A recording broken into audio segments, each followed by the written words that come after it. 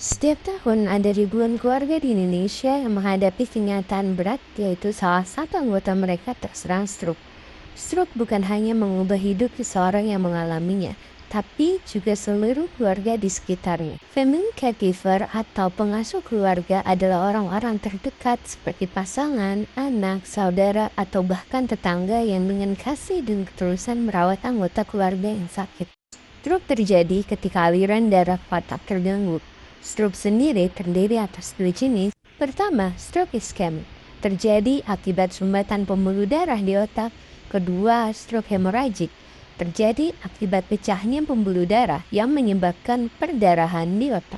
Keduanya sama-sama berbahaya dan dapat menyebabkan kelumpuhan, gangguan bicara, atau penurunan fungsi kognitif. Oleh karena itu, perawatan pasca stroke sangat bergantung pada perhatian dan dukungan keluarga. Menurut Huda dan Kusuma tahun 2016, faktor resiko stroke dibedakan menjadi dua, yaitu faktor yang dapat diubah dan faktor yang tidak dapat diubah.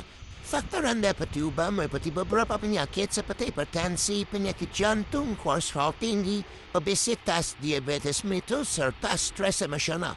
Selain itu, gaya hidup juga berperan penting. Rokok, konsumsi alkohol, penggunaan obat-obatan terlarang, kurang berolahraga dan pola makan tinggi kolesterol juga dapat meningkatkan resiko terjadinya stroke. Sementara itu, faktor yang tidak dapat diubah antara lain ada jenis kelamin, di mana pria lebih beresiko dibandingkan wanita, usia, karena semakin tua seseorang resikonya akan semakin tinggi, serta riwayat keluarga yang pernah mengalami stroke. Pada siang hari, Nyonya S dirawat di ruang perawatan penyakit dalam dengan diagnosa stroke hemoragik dan direncanakan pulang. Perawat memberikan edukasi kepada keluarga pasien mengenai perawatan jangka panjang di rumah, meliputi latihan range of motion atau ROM, nutrisi, personal hygiene, pemantauan obat, dan dukungan psikologis. Selamat siang Bapak dan Ibu. Pada kali ini saya akan melakukan edukasi bagaimana cara perawatan pasien stroke di rumah nanti ketika sudah pulang ya. Nah, yang pertama itu nanti saya akan mencontohkan bagaimana gerakan ROM atau range of motion, di mana itu adalah gerakan untuk melatih kekuatan sendi. Tujuannya tuh buat apa ya, Nas? Tujuannya biar pada pasien ini pada sendinya itu tidak terjadi kekakuan. Gerakannya seperti apa ya, Nars? Oke, baik. Saya akan mencontohkan gerakannya, Ibu. Mohon Bapak dan Ibu bisa mengikuti gerakan saya. Yang pertama, kepala gerakan ke kanan, kiri, lalu ke depan dan ke atas. Lalu tangan di pundak, lalu pundak naik, turun, dan putar. Selanjutnya tangan kiri ke depan, lalu ke tangan kanan, ke depan. Coba Ibu ulang. Baik, untuk gerakan ulangnya tangannya seperti ini, dan gerakan kepalanya ke kanan dan ke kiri, terus ke bawah dan ke atas, dan tangannya ditaruh di bahu, gerakin, terus tangan kirinya ke samping dan tangan kanannya juga ke samping. Baik Ibu, Brand Bapak bagus sekali bisa memahami gerakan yang telah dicontohkan. Nah, gerakan itu bisa dilakukan 1-3 kali seharinya. Pergerakan itu bisa dilakukan selama 10-15 menit aja udah cukup, nggak usah lama-lama gitu ya. Jadi setelah terkena stroke, tubuh butuh perhatian ekstra untuk soal makanan supaya pemulihan yang lebih cepat dan tidak menimbulkan masalah baru. Nah, efek dari stroke ini itu biasanya adanya gangguan sweet menelan. Nah, gangguan sweet menelan itu menyebabkan pasien menjadi punya tantangan tersendiri untuk makan yang mudah tersedak atau makanan yang masuk ke dalam tubuh itu tidak dengan baik. Nah, dari gangguan ini itu asupan gizi yang masuk ke dalam tubuh jadi berkurang dan mengakibatkan kekurangan nutrisi. Bagaimana sih nih supaya tidak terjadi? Nah, keluarga ini kakaknya dan bapaknya itu harus melakukan teknik latihan menelan atau teknik effortful swallow. Bagaimana caranya? Yaitu pasien diajarkan untuk menelan sambil mendorongkan lidah ke langit-langit untuk membantu menelan makanan sekuat mungkin. Oh gitu, Nars. Untuk caranya bagaimana ya? Baik, kakaknya dan bapaknya silakan memperhatikan Nurse Betty untuk mempraktikannya ya. Ya. Pertama, dorong lidah ke langit-langit sekuat mungkin. Kemudian sambil menelan seperti itu. Baik, bisa tolong ulang lagi yang dipraktikan. Baik, Bapak bisa tolong praktikan juga. Ya bagus, sudah bagus ya keluarga mempraktikannya, berarti bisa dilakukan di rumah. Nah ini tuh dilakukan selama 3 kali sehari, yaitu pagi, siang, dan malam. Dan dilakukan selama 7 kali berturut-turut selama 7 hari. Nah, jika di dalam mulutnya masih sisa makanan sedikit, berarti pasien mampu menghabiskan dengan baik. Nah, jika sisa makanannya di dalam mulut masih banyak, berarti pasien belum mampu menghabiskan makanannya.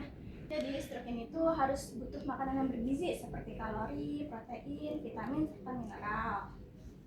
Kalau boleh tahu contoh makanan yang nggak boleh sama yang boleh itu apa aja itu?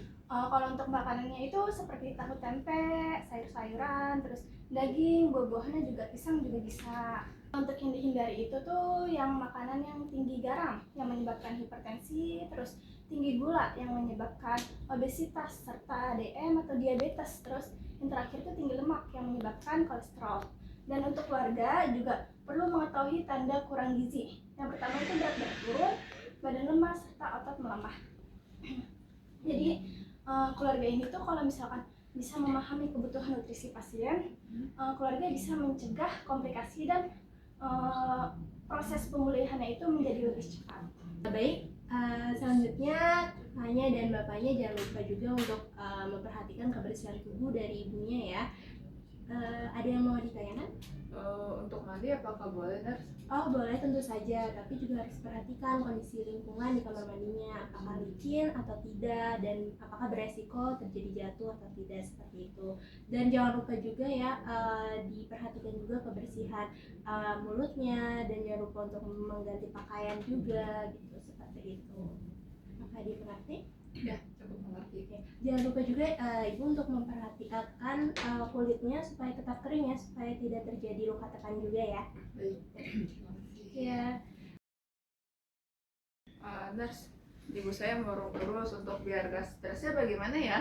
Itu hal yang wajar Bu untuk menciptakan suasana rumah dan nyaman dan aman dan dukungan emosionalnya, dan pasien juga sering-sering diajak belajar bicara agar proses penyembuhan stroke-nya berjalan dengan lancar.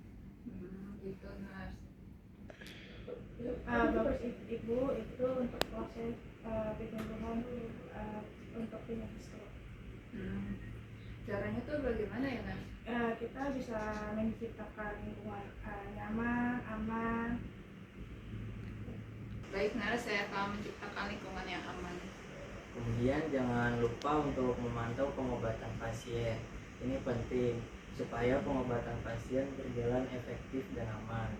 Dan ibu juga harus tahu nama obatnya, dosis, jadwal pemberiannya, dan juga cara minumnya. Untuk obatnya apakah ada efek sampingnya? Nah, ini juga penting bila pasien mengalami pusing, mual, ruam, serta reaksi alergi, segera laporkan ke tenaga kesehatan supaya bisa ditindaklanjuti. Dan juga jangan hentikan pemberian obat tanpa ada anjuran dokter, Ibu. Baik, Nurse. Terima kasih, Nurse. Kita sudah membahas pelatihan strom, nutrisi, pembersihan diri, dan pemantauan obat, serta dukungan psikologis. Ini sangat penting supaya pasien bisa terus membaik di rumah. Baik, terima kasih Nas. Nanti apa yang dijelaskan akan saya terapkan kepada istri saya di rumah. Sama-sama Pak. Saya izin pamit ya Pak. Ya, terima kasih Nas. Ya.